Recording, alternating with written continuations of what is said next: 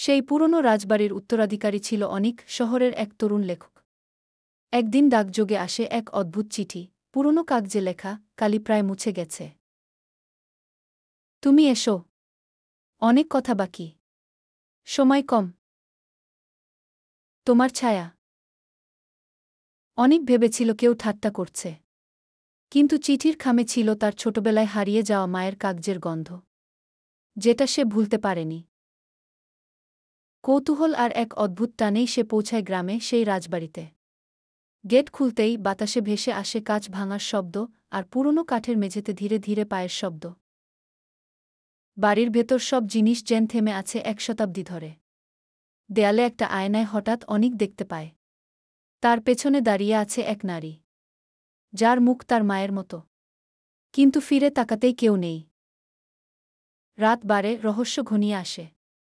হঠাৎ করে তার ঘরের দরজায় পড়ে একটা চিঠি।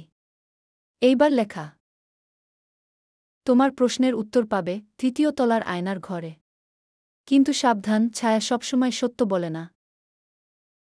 অনিক যায় আয়নার ঘরে। আয়না তার দিকে তাকিয়ে হাসে, হ্যাঁ, আয়নাই হাসে। আর ভিতর থেকে শোনা যায় বহু কণ্ঠস্বরে একসাথে বলা কথা। আমরা সেই স্মৃতি, যাদের ভুলে গেলে তারা ফিরে আসে।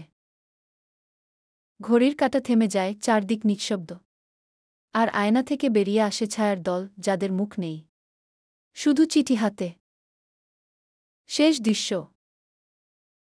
পরদিন সকালে গ্রামবাসীরা দেখতে পায় রাজবাড়ির দরজা খোলা।